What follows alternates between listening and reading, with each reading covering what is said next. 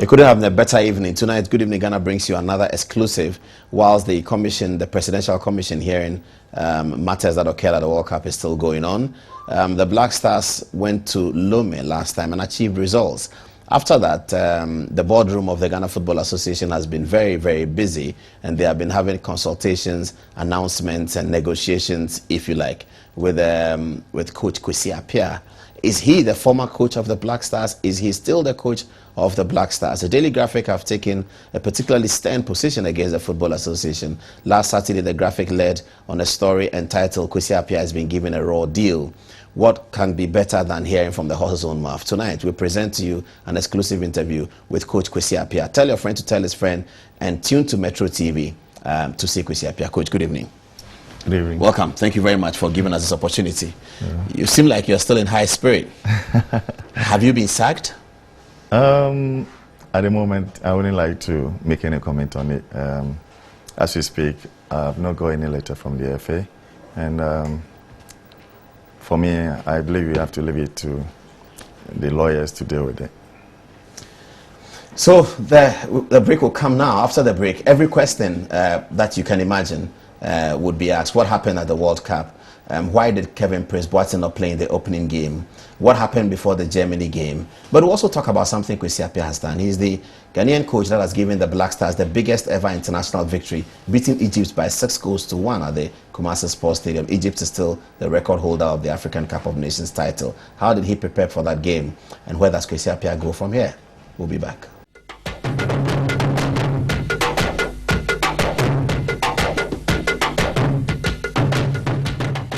Welcome back, and thank you very much for your time. And Coach, thank you very much for staying with us. A lot is going on in Ghana right now. How's your family, though? Yeah, actually they're all fine. They're all in UK, and the kids are attending school, and my wife is also there working. Young Ghanaian men were very excited to see your daughters in the mirror. And they are all queuing up to. Are they married? The other one is married, left with 2. So you still have 2 to offer? Yes, okay, they offer. Okay. So when you're ready, let me know. I'm past that. I'm past that for now, actually. Because Kwesi Appiah has very beautiful daughters, actually. So when you arrived in Brazil for the tournament, you had gone through a few games in Holland and the United States, and then you arrived in Brazil for the tournament. All eyes were on Ghana, the best performing team, African team from the last World Cup, and you were there as assistant coach. About the same set of players. Ghana was on the high. We had qualified for the World Cup out of the African group by beating Egypt by 6-1 at the Kumasi Sports Stadium. What was the atmosphere when you arrived in Brazil? Actually, it was my first time of going to Brazil, and I was really excited. You know, we Ghanaians, we all know Brazil is one of the best, football countries. And you had never gone to Brazil before you arrived for the World Cup? That was my first time, actually. Okay. And putting my foot there, I was really excited and was looking up to the games ahead of me. What was the atmosphere within the camp? Talking about the camp itself, we have fantastic atmosphere from Holland to the US, and then we got to Brazil. I mean, there was no complaints, the unity in camp was so great, discipline aspects, was fantastic. We didn't actually have any cause to complain. This was the 3rd time that we were playing the Americans. We had played them in Germany in the last group game in which we beat them. We had played them in South Africa in the 2nd round, I think, in which we beat them by 2-1. And we're playing against them now with Jürgen Klinsmann, whom you know well, as a good player. And he had coached Germany in 2006, and he was now coaching the United States. So it was a game that we in Ghana were hoping that we can beat the Americans again. How did you prepare for this game? Yeah, in terms of preparation, I believe that, everything went on so well, especially on the pitch. We knew, and if you check back on all my interviews that I did, I said the US game will be our toughest. The reason being, as we said, any club that you beat the first and second time, automatically going into the 3rd time, you know, they would like to get some kind of revenge. And being our first game, I knew we had to prepare more than we could. And we did put everything in to make sure the players were psychologically prepared for the game. But you know, in a game, when you get unsettled within some few minutes of the game, it sometimes can disrupt a lot of your tactical play. But the good thing is, you know, the team got back strong, you know, equalized, and then if you look at the statistics, you know, Ghana, the FIFA technical analysts, their statistics that they put across, Ghana had 60% of the possessions and created 18, you know, scoring opportunities, and as compared to 8 from the US. And you know, in a game, sometimes you could have full dominance of the game, and you know, one opportunity could end. But I'm saying that I was not happy that we lost that game, because I thought that was my first game. Let's go in and win. And all the players actually, they felt really, really down. You know, they thought that even though we knew that it was not going to be easy, they were all poised, you know, to go out there and make sure that we get that win. The point you're making to me is that you outplayed the Americans. Is that the point? Yeah, if you look at the statistics of the game, but from the FIFA, it didn't translate into victory. Yes. Anyway, but the problems that we started hearing began after that game. Your selection was heavily criticized. You didn't play Michael Essien. You didn't play Kevin Prince-Boateng. And that's where the problems began. What happened? No, Kevin and Essien, you know, I know they are one of our, they are big players. And for me, any coach goes into a game, looking at the performance or the tactical play of his opponents. And once you've seen your opponents, that's where you design your tactical play. And in that particular game, my game plan was to start those who started the game. And Essien and Kevin, fine, they are all part of the team, but it doesn't guarantee that you are Essien, so you should start, or you are Kevin, so you should be in a starting line. You know, a coach could, for instance, keep Essien or Kevin on the bench for tactical reasons. You know, sometimes a coach may bring a player on with the intention, okay, this player, my intention is to bring him on to change the game for me. My intention is to bring him on to get a win for me. So it doesn't actually matter who sits on the bench. Me, I always say, once I've got my 23 players, who starts is my best players at that particular time. And whoever comes on, even though they are all my best players, but it depends on the time that I need him. The behind-the-scenes issue of the announcement of who will play and who would not play. I'll come back to whether you had pressure from the Football Association, pressure from politicians in Ghana, pressure from clubs in Ghana to fill this player or that player. But how do you normally announce to the players who is playing and who is not playing? So before the US game, what happened? At which point did you tell them that you are playing, you are not playing? No, I mean, most of the time, players get to know, no, I'll start this game or I will not. Depending on, you know, they look at the training sessions that have been going on, and automatically, you know, they are able to judge, oh, I will be in this game.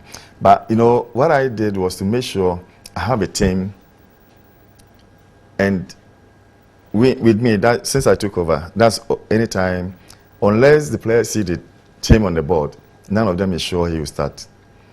You know, I create a lot of competition in the team to the level where it doesn't matter who starts, but whether you are a big player or a small player, unless the team comes on the board, no one... So by the time they were in the bus going to the stadium, were they aware of what was going to play? Automatically. When did you tell them that? After lunch? We do tell them, you know, normally it's 4 hours before the game. 4 hours, that's where we do have our lunch. And immediately after lunch, we announce the team that will... Who does the announcement? Yeah, I call them, all the players and the taker team, to a meeting room. And that's where it comes on the board, because we do our tactical play, everything on the board. Okay. So those who start, your names will come on, and then, you know, it goes off, and then we start our tactical play, giving individual roles, how we want each and everyone to perform, and then as a team, how we want you to perform. So at this meeting, was there any uproar when you indicated to the players that these players were going to start, and Kevin found out that he was not starting, Michael Essien found out that he was not starting? Was there any, do you remember anything? No, nothing. It was all calm? Yeah. And then you headed for the stadium? Yeah, everything was calm. I mean, I've never, made this pronouncement and faced any uproar. But there was a big issue then about, after that game, about Adom-Otchere, your goalkeeper. Oh, that was. There was concern about, he was imposed for the US game. Yes, I'm talking about after, because I want to talk about him. There was concerns that players said he can't speak English, he can't speak Akan and Ghanaian Tree, which players communicate with, and I understand that defensive communication between the defenders and the goalkeeper is very, very important. Yeah. But we were told that that was part of the reason, that it was suggested by your captain, Asamoah. What's the truth of that matter? No, it's funny because there was this accusation that he can't speak English. Tree and speak Tree or Ga. Adam has been in the team for 2 years, so what language was he speaking? He's been, and almost the same defenders that he's been, you know, training and playing matches with it. So for me, that even doesn't come in, you know. But the question that you asked earlier, any coach, you give out the names 4 hours before the game. So if, for instance, while I was putting out the name, I did put out Adam, and then I changed it, then it should be an issue. Why are you changing me? But the first time the names comes on the board, it's not you who is starting. And for that reason... It's Fatal. It's Fatal who is starting. You're saying that there was no confusion in your mind? No, I mean... That Fatal was going to play the next game? No. That is a German game after Kwesi had played the American game? For me, if you look at most of my... For instance, during the trial games, Adam was the one who kept the Holland game. And then against South Korea, I made Fatal be in the post.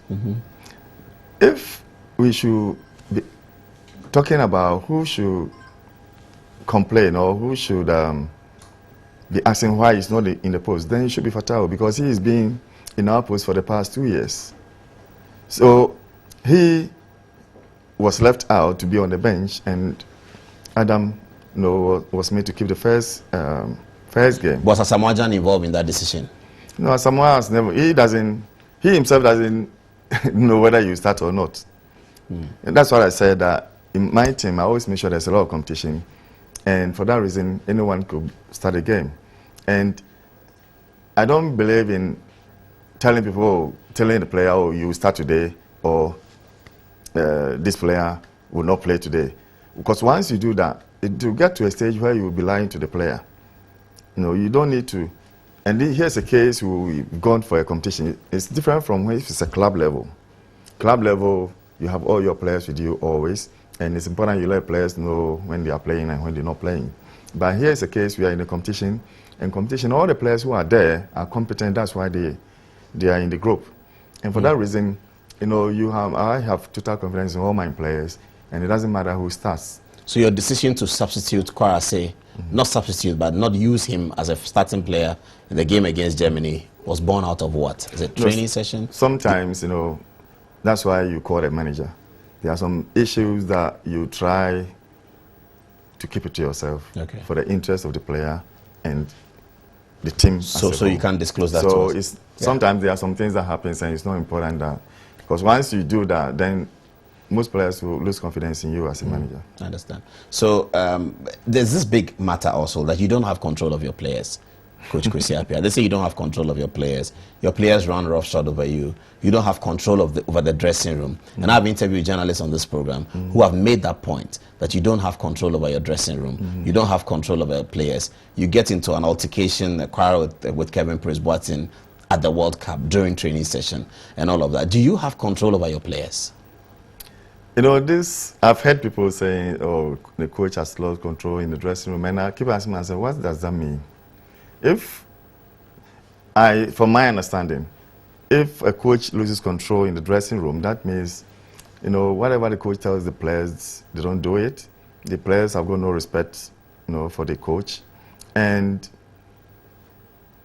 in this particular situation, in my case, all players who are showing signs of, indiscipline or being disrespectful were disciplined, and then, I was, if I was not in charge, how could I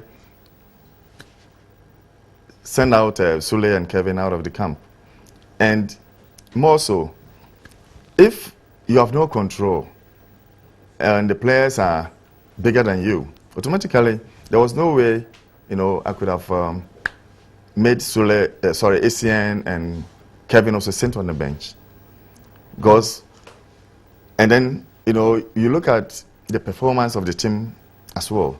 If you look at the performance, and if the coach who hasn't got any control, how could he put out a team to perform at that level? Because at that, if you not got no control, automatically players will go on the pitch and they do what they want, and go out free. But once you are able to make decisions, make substitutions, and then for me, I don't see where this thing of the coach hasn't got control in the dressing room. Unless players don't listen to you, they go on there, they do what they want, and even in the camp, they go out and come in when they want. And you say none of these things happened? Yeah, I mean, those who showed sign of indiscipline were disciplined. They were either sacked from the camp or, some different measures were taken against them. So you sacked Kevin Prince-Boateng and Sule Mutai from the camp. This is the first time it's happened in the World Cup. Did you sack them for the same reason? Did they do the same thing or did they do different things?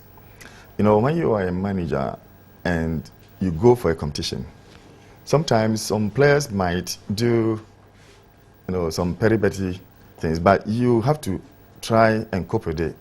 The mere fact that you are in a competition, if, for instance, someone does something wrong now, so, okay, let me punish him.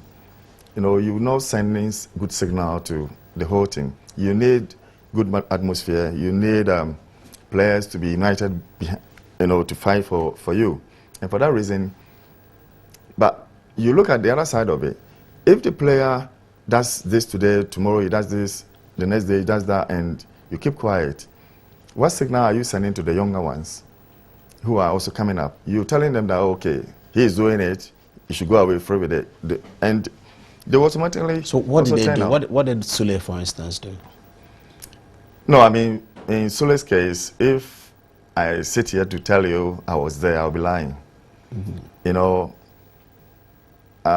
He had confrontation with one of our management members, and it ended up into fighting, physical fighting. And I personally did not witness any of them, but I was told by the management and those who were there. So in his case, it's difficult for me to sit here and say anything about it. But you took the action against him? Yes, because of the confirmations I got from credible sources. No, those who were there, because all the players were there, and it was a meeting between the players and the management. You were not part of that meeting? No, we were the technical team was not part of that meeting. What did Kevin Prince-Boateng do?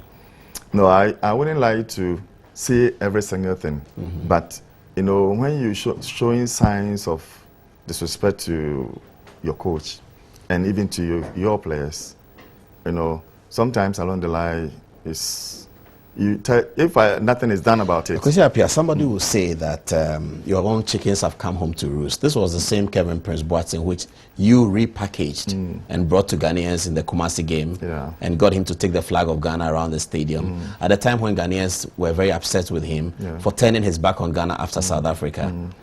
Why did you bring him back and take him out again? Yeah, me, I always look at who is good as a footballer to help the nation. I always put the nation first. And I believe that Kevin has got some qualities that I thought, he could bring to help the nation. So I was looking at what he can bring to the nation, not about what, he did for staying out. And as you said, I brought in, he took part in our last game against Egypt. And I thought, okay, fine. Once he's taking part in the qualifier, to be frank, if he had not taken part in the qualifier, there's no way, nobody could have convinced me to take him to Brazil. But since he took part, I said, okay, let me give him the benefit of the doubt. He's a good player, and at this world-class level, I believe that we're looking at those who can help the nation. And that was one of the reasons why I took him. But saying that, if you get there and your behavior will have effect on the younger ones, so many young ones who are coming up, you know, there's no way I will allow that to happen. You know, as I said earlier, once someone keeps doing things, you look at him, you tell him this is no good. And then if he keeps doing it, to the extent of sometimes even walking off from the training pitch without telling anyone, you know, sometimes you can't, there's no way you can keep and using, you know, F words, not to me alone, to my assistant and everybody. You know, so. That was very bad. In this situation, it's always difficult for anyone, you know, to say, okay, no problem, no problem. We can't, you know, and unfortunately for him, even after he's had confrontation with me, I decided to wait for 2 days, whether he will come back and show signs of remorse, and then I would have said, okay, look, I'm fining you maybe $5,000 or $10,000. Next time, don't do that again, and then we carry on. For 2 days, he would just meet and even pass, you know, walk over me. He didn't even show sign of anything. And I said, okay, that means what you did, you knew what you were doing. And that was when I decided to write a report to the management for the report ask him to leave. Yes. But still on Kevin, you didn't field him in the USA game. He came as a substitute. There was a lot of attack on you, particularly from Ghanaian journalists. Come the German game, you started him. Were you responding to the attack? Was it part of Kwesi Appiah doesn't know what he's doing? When they shout on him, then he says that he's oscillating with every decision. You benched him in the first game, a lot of criticism. He didn't play particularly well when he came on in the American game, but a lot of criticism against you. Come the game against Germany, you start Kevin. Why? Well, you know, every coach, you know, you look at your training sessions, the performance of your players, and then you decide whom do I use for this particular game. After the US game, I wish every Ghanaian was there to see our training sessions from the US game before the German game.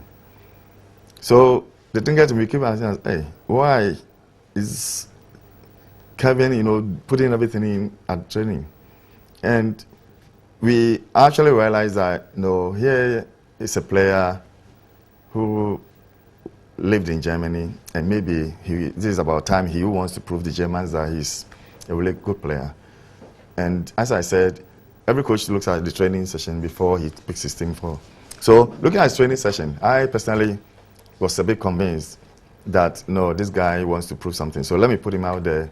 At the end of the day, if he performs well, he's helping the whole nation. So that's why you put him. So his training at the training sessions improved. This is what I'm saying. It was so much improved, and he was running, tackling, doing everything. And we all thought and believed that, you know, he could, you know, change the game for us. We have to talk about what has now become the money issue in Brazil and how it affected your team, and players saying that they will not train if the money was not paid. And you were the coach and you could not get them to train. And that's a big matter. If you have control over your players, why were they telling you that we will not train unless the Minister of Sports pays us money? And you were helpless, you couldn't do anything about that. We'll talk about that when we come back from the break. And also, we'll talk about what Kwesi Appiah has been doing with scouts and later on in this program. He's identified key Ghanaian players around the world who can make the Black Stars proud in future World Cups. We'll talk about him. He's already been thinking about the future. This program is brought to you by Azar. Azar is a stainless paint, and it's the best paint that you can get. And we'll have our info box break as well later on in this show. After the break, Kwesi Appiah will continue conversation with us.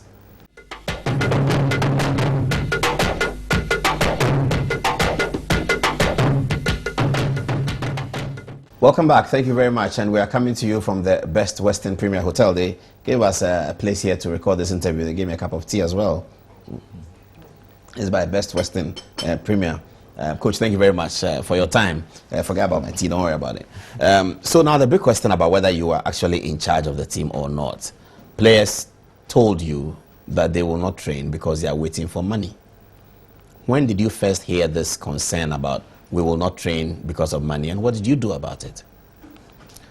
This money issue, started from Montenegro. We played a friendly game in Montenegro, and that was where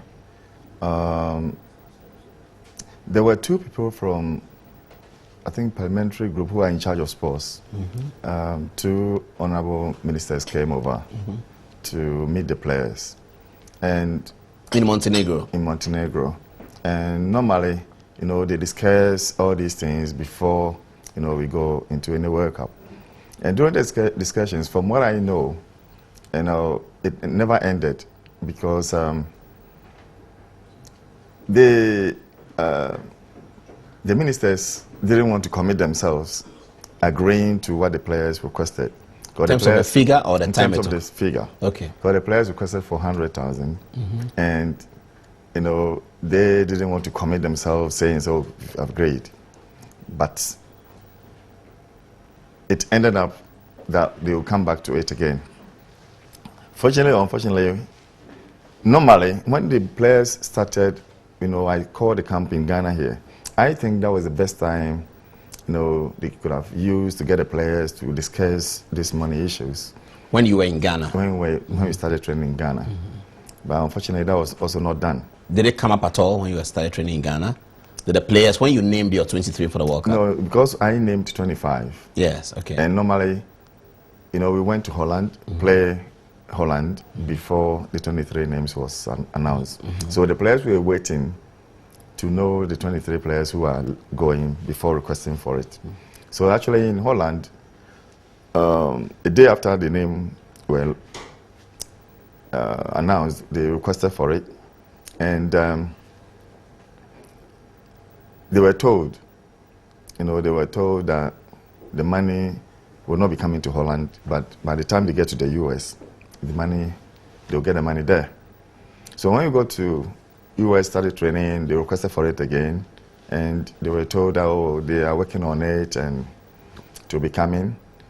And then it ended up that the money will not be in the US, we will receive it in Brazil before our first game. Who was giving these promises? It was from the president of the FA and the minister.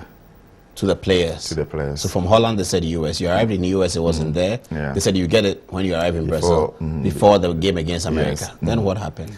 So, in actual fact, the game before America, fortunately or unfortunately, the vice president? The vice president came to visit the players. So the players, they put it across to him that... They told him directly? Yeah, they told him that they've still not received their money, which is 100,000. But initially, the boys had been told that they will be paid 82,000. I'm not sure the figure, 82,000 something. So when the vice president came, they told him that they were not accepting that money. They will be accepting only 100,000. Were you there in that meeting when they told the vice president? No, I wasn't there. I think... why don't you speak for them in things like that? Why are they speaking directly to the government? No, it's not the players. The players, they put a request to the FA. Okay. So the FA speaks to the minister, and then the minister conveys the message to the vice president. Okay. Yeah. Because normally, I concentrate on my work, which is field work, and then making sure that there's unity and peace in camp. Now, when... before the US game, they requested for it, so the money is on the way coming. And even got to a stage they were told that the flight has taken off. That was before the US game. So after the flight has taken off from where? From Ghana. Bringing the money. Yes. That's what the players were told. Yes. So after the US game, they did not ask for anything again. The 2 days after the US game, then they called for a meeting and said, you told us that the flight has taken off. So that doesn't mean it takes 3 days for a flight to get to Brazil. So they started getting angry, and they told the FA that what is going on, they're not happy with what's going on.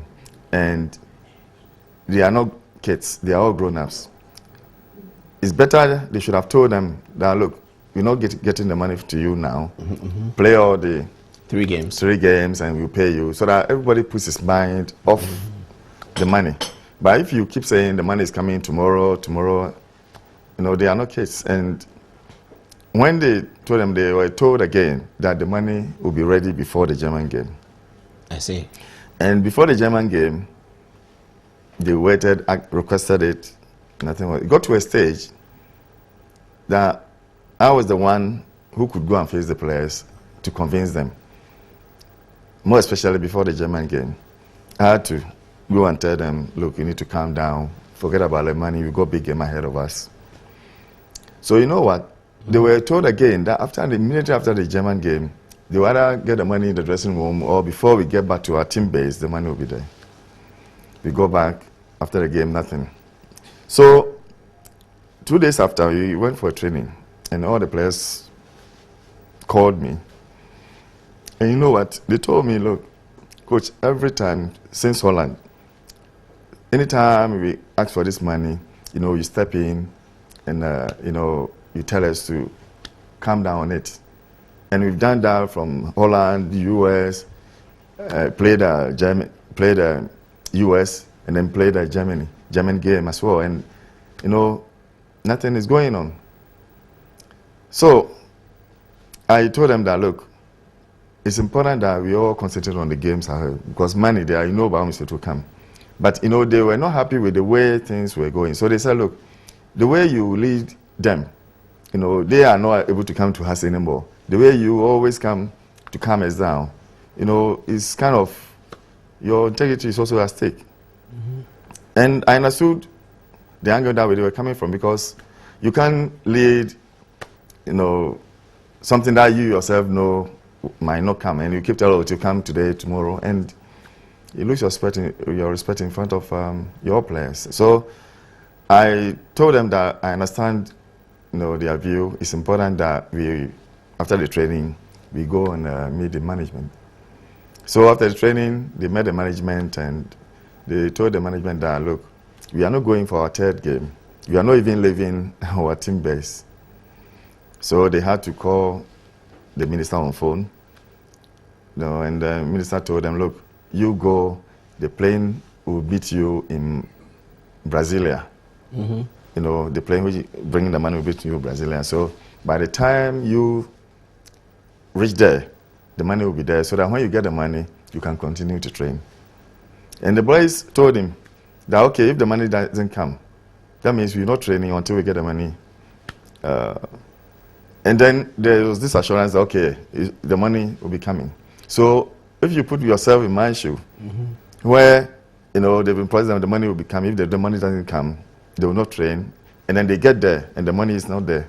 You as a coach, what can you do? So they didn't train? They didn't train. And you tell us that, look, when you get there, the money will be there. If the money is not there, they also give you a condition. Okay, if the money doesn't come, we're not training. And the plan was they will not train.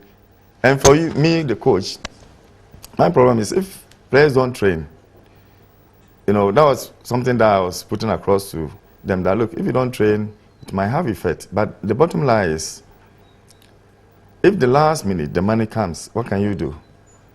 There's nothing you can do at that particular time. But here was a case where, because they had arrangements, that okay. There was nothing. The assurances that had failed. So did this undermine your preparation towards Portugal's game? In actual fact, Portugal game, to be frank, the boys mentally were not prepared for the game. In the sense that their attention was on the money. Then this fighting issue with Sule and the management member also came up. And you could see total chaos in camp there. Because everybody's attention was totally diverted. So you were not confident that you could win that game yourself? I was worried.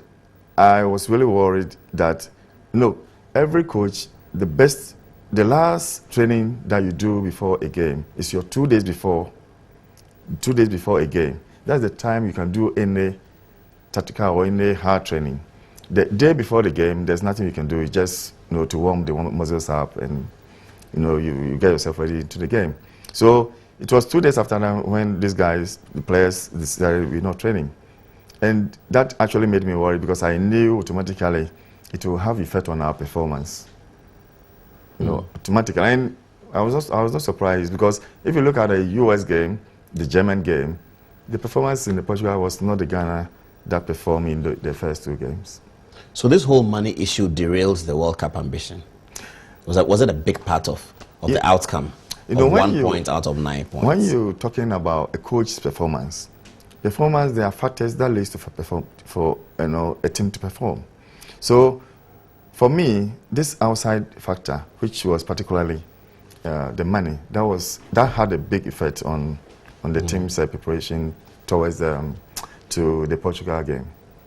There's still a lot for us to talk about. When we come back from the info box break, we'll talk about your qualifications as a coach, because I interviewed coach and journalist Nana Kwesi, who says that one of the big things that you did, and he supported you when you were announced as coach, that one of the things that you did was that you didn't go for a UEFA license A or B training, but that you went for a CAF one. He showed me the document in the studio. It's only 4 or 5 pages, and he said that's the reason why you are not performing well. Then that's the reason why he doesn't support you anymore. And then we'll talk about how you went to Lomé and pulled the chestnut out of the blazing fire by beating the Togolese there. And then we'll talk about your footballing career and those Ghanaian players that you have observed around the world who can make Ghana proud in the future. So it's still Kwesi Appiah with us here on Good Evening Ghana. We'll be right back. This is the info box break.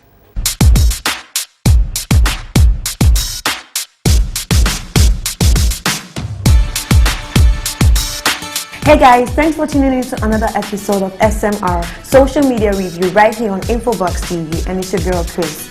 Social media has been of great impact to all of us and has added so much positivity into our lives, but then it has its negative impacts, and one of these negative impacts is cyberbullying. Cyberbullying has broken down a lot of people, has hurt so many, and some has committed suicide out of cyberbullying. I, for instance, have been cyberbullied, but I didn't let it break me down. Just watch this. Cyberbullying is when somebody uses social media like Facebook, Twitter, Instagram to harass somebody, intimidate somebody. Most people cyberbully because they want to feel much more superior and others to feel inferior. Some people could cyberbully because as kids they were also cyberbullied, and to also feel like someone else has the same feeling going on, they do the same thing. Some cyberbulliers are just people with low self-esteem, so to make their self-esteem much higher, they like to see others get hurt. Some also just do it for the sake of it being funny. I've been cyberbullied before because I was fat and it was not nice. I was actually cyberbullied by someone who I thought was my friend, and it was not really nice. I have a friend who was cyberbullied last year. She was really hairy. Her legs were hairy. Her face was even hairy. And like they were like she was really ugly, and that like where she coming from, like was she born by a monkey? So she got fed up, so like she decided to commit suicide. Well, personally, there are many ways to stop cyberbullying, but I think the best way to go about it is by consulting an adult or by simply blocking the user of any social account that you own. I personally don't think it can be stopped, but due to some research I did back then, it says that the person can block the person of social media. Block anybody who is cyberbullying you so that the person does not have access to your page again. Don't just accept friend requests because communication media is to meet new people. Yes, it is about that, but you have to be careful because you don't know what those people have in mind, apart from maybe being friends like you think. Maybe they have other things in mind which can be your end. Before you go to any website, you really have to understand what the site does. And then you also really have to make sure you know your way around the site very well before you can put your personal content there. Don't share your private information online because the information you share are usually what people use against you. It's not everyone who wants to see you grow and prosper, and so because of that they will say things just to get you, just to crush your spirit. But it's up to you to tell yourself that no, I have my whole life ahead of me. I'm not going to let anyone deter me or prevent me from realizing my goals. That you can fight this because nothing can Finish. You choose how everything is going to affect you. No one else. You choose. So if you know that it's something really bad, so just think about it and don't think that it's the end, because you have a really long way to go. There you have it. A lot of people are being cyberbullied every day, but this has to stop. And the only way this can stop is by watching the information you give out on social media. Because sometimes the information you give out on social media is what can be used against you. If you're being cyberbullied at this point, it's best for you to report, block the user, or talk to an adult. Remember, no one can break you because they can't make you. It has been another interesting episode of SMR, Social Media Review, right here on Infobox TV. It's yours truly, Chris. Catch you next time. Bye. Stop cyberbullying. Stop cyberbullying. Stop cyberbullying. Stop cyberbullying. Stop cyberbullying.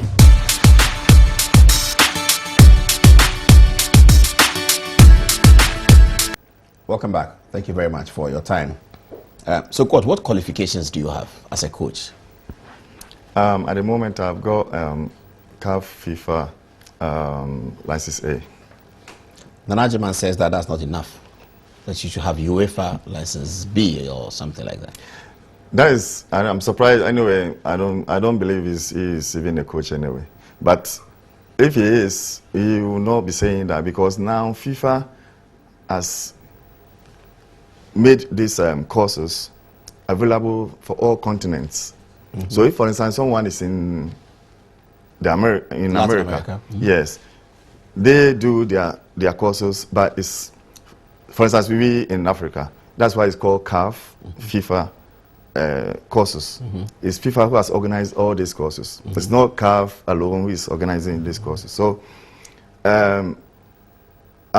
if, for instance, I live here and I go to Europe and I do the course there, that's why it's called UEFA. You know, so when you are in Africa, yours is CAF. So it's segmented, yes, according to continents. Yes, that's so it. I'm surprised he doesn't know, but because I think if he knows, he will not be saying I should still go to Europe to do, you know. But you know, the most important thing is when you are given a job to do, how you perform. So fine, he may think that I'm not performing well, but at the end of the day, you know, it's what you've done. You allow people to tell what you've done along the line up to now, you know. So I don't want to attack him because he keeps getting on my nerves, because I believe that Ghanaians should be talking about Ghana football. You know, Ghana is for Ghanaians. We talk about our national teams. He is a foreigner. He should talk about maybe House of Folk or Kotoko. A club is fine, but I don't go to the extent of talking about our own national team. We have suffered for the national teams from youth up to now. So if a Ghanaian is criticizing me or talking about my knowledge or anything, I don't have a problem. But I shouldn't be a foreigner who has, you know, bought a name, Nanajiman, to criticize me. Nobody can talk better about the Black Stars than you, Kwesi Appiah, because you were captain of the Black Stars, and you played for the Black Stars for how many years? For 11 years. 11 years you played for the Black Stars. And for how many years were you captain? For 4 years. 4 years you were captain of the Black Stars. And you became assistant coach of the Black Stars. And you went to World Cup with them, and you become head coach of the Black Stars. So we grant you that. I mean, the records are clear that nobody can better speak about Ghana football than you can. So that's quite interesting on him. We'll talk about that a bit later. Let's come back to the big victory in Kumasi, the Egypt one. The game itself was played on Tuesday. Yeah. And it was rumored that it was about juju and stuff like that, because you should have played the game on Sunday. You played on Tuesday. How did you get such a big victory? No, you know, most of the time when players come around, you know, they spend maybe some few days, 4 or 5 days, and then we go into a game. So, you know, this particular game against Egypt was our last hurdle that all Ghanaians needed a win. So my plea to the FA was to try and change the date so that we can get enough time with the players so that they can have full concentration and full preparation towards that particular game. And that's exactly what we did, you know, making sure we shifted. So that's why the date was shifted? Yeah, that was the main reason. We thought, okay, let's shift it to Tuesday so that we can get enough time with the But players. I have to say that for all the things that you've done in Ghana, apart from the game in Togo, even including the game in Togo, that day you put smiles on Ghanaian faces. Was a very, very big victory. Congratulations, coach. That was a very big one. Thank you. That 6-1 was very good. Very, very good. And after the game, you remained calm, and you were looking forward to the World Cup. I have to say something, though, that's been on Facebook about the way you dress up when you're on the field. And the Prempeh College boys put something on Facebook about your suit. And they said you went to Pokuwari, and the Pokuwari people are cowboys, so they didn't know how to dress. But that was a very funny jacket that you had in the African Cup of Nations. How do you want to dress when you get onto the field? Do you want to be in a tracksuit? Do you want to be in a suit? What's your preferred way of presenting yourself? You know, most of the time, if you're talking about this, I'm not surprised that you said Prempeh. If it were to be under school, I wouldn't have, you know, I would have had problem with it. But if it's Prempeh, they always accuse Katachies, you know, so that's fine. But I'm saying that it depends on the weather at that particular day, you know. So most of the time, when I look around, it's so sunny, then I'll prefer to be in a t-shirt. But if the weather is somehow cold, you know, it's always better that you get a jacket, you know, to face the... But you don't like wearing a tie? Once I did wear a tie, and my kids called me from London and said, "Daddy, why do you put on this big tie?" Because it was too big, so don't use the tie again. So I said, okay, thank you. I didn't know that. So since then, I decided not to put on tie again. I see, that's interesting. Will the Black Stars qualify for the African Cup of Nations? I believe that we've got a really young team at the moment. And, you know, they are all gelling at the moment. And personally, I have confidence in them. And all of them, anytime they meet, they want to give out their best, and I'm confident that... One more question that's also been agitating people's minds. Your relationship with the Ayus, Abedi, Dede, and Jordan. Do you have a good relationship with Abedi Pele, who was a playmate, and his two sons? No, Abedi, when we were the two young, you know, kids in the national team in 1981-82. And we sleep together in the same room. Whenever he's going to Tamale, he will stop in Kumasi to be with me, you know, for some time before he goes. And for all this time, we've been good friends. I mean, when I was in London, I used to call him, we talk, and when I came back, I visit him. And the kids, they call me Daddy. Oh, you've known them since that age? Yeah. You've known the Ayu for a while? I've known them since birth, you know. Oh, I see. I've had no problems with him. Even, you know, people had issues when he was given the captain. In 1992, yes. 1992. And for me, that's why when I came, I did not, you know, make any interviews, because it wasn't him per se. Even though, fine, every player wants to be heard one day. But it wasn't him who, you know, took the decision. It's the management at those days said that I cannot speak French, and we're going to Senegal. And for that reason, the captainship should be given to him, because he was then, you know, playing in France, and he could speak the language as well. So. But you don't have any problems with Dede, are you? No, I've never had problems with him. When you substituted him in the game last week in Togo, he wasn't happy? Oh, any player who is substituted will never be happy. You know, every player wants to play to the end of the game. So sometimes if you change a player, he will feel somehow down. And then you know, the good thing about him, he is someone who wants to, for instance, during the game, he came to the touchline, and it was left with 5 minutes. So he came calling his brother to come, and instructing the brother, look, it's left with only 5 minutes. So make sure when you go support attack, you come back, you know, and support the midfield as well. So he's someone who wants his team to win always. And I was actually happy when he was actually encouraging, because we knew at that time most of them were tired. But it was interpreted differently by the media. They thought that he was coaching alongside you. How can he coach?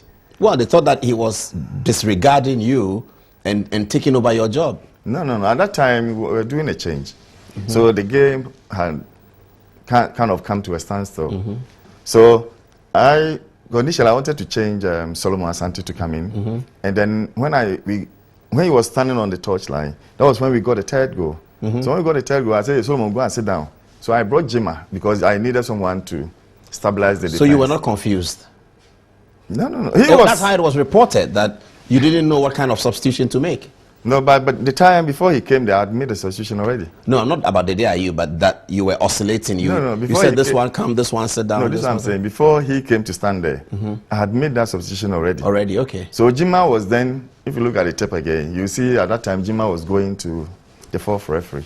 To go and get himself ready. Yeah, so if he came, and in the first place, he is a player. If he has authority, then he could have said, okay, I'm not coming out, I'm staying on the pitch.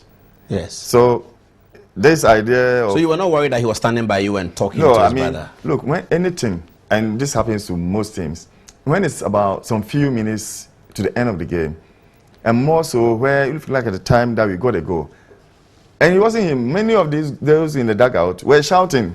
To the players? Yeah, shouting, encouraging them to finish hard. And it happens in many big teams. That's not the impression that was created. No, I mean... I'm happy that you have clarified, but that's not the impression that was created. Even after the match, there was an interview, and they asked me the same thing, and I explained to them. I see. That's interesting. Wow, okay. That's... So, what's next for you? Where are you going from here? From here, you know, I'm still a coach, I'm a professional, and still waiting. As I said earlier, I haven't had any letter from the FA yet, so I'm waiting to get a letter, and then I'll give it to those who knows how to interpret it to deal with it. Let's talk now privately. We have just seconds to go, just about personal matters between you and I, and it's about Adom-Otchere, our great club. When are we going to win the African Cup again? It's difficult to answer, But you miss those days playing for Adom-Otchere? Yeah, very much. But you know, those days we never used to travel. I quite remember 1983. There was a team in Italy called Torino. They came. Oh, they want to take me to Italy. I said, Italy for what? I'm happy here playing my team Kotoko, and you want me to go to Italy? So those days, you didn't want the money? I was not even thinking about money, because those days you feel proud wearing your... Because those days I was playing for Kotoko, I was playing for the national team, and I feel proud wearing those jerseys. And they call you Mayele on the street. You go out, you know, people will be calling you, and you're kind of happy. So the idea of, oh, let me go out there and find money wasn't something that people were looking at. I see. So has the money destroyed the game now? Has it destroyed our local game? The quest for players to go out and play, they don't play for our local teams for that long. That's really our final question. No, that's difficult to tell any player to stay, because if, for instance, your brother gets a contract, I'll let him go. Yeah. So I'll let him go. It's always difficult for the team owners, but that's something that is also bringing our local league down. But it's difficult to control. I see. Are any of your daughters interested in football? Not actually. Do they watch football? Except one of them, the middle one, she sometimes, but they are all not into it, especially my wife. She's not. So are they waiting for you to come to London and be with the family? Yeah, she wants me to quit. And come and be with her. Yeah. Thank you very much, Coach. Ghana will salute you. Thank you. Thank you. Excellent. That was Kwesi Appiah. Thanks for watching. Good night.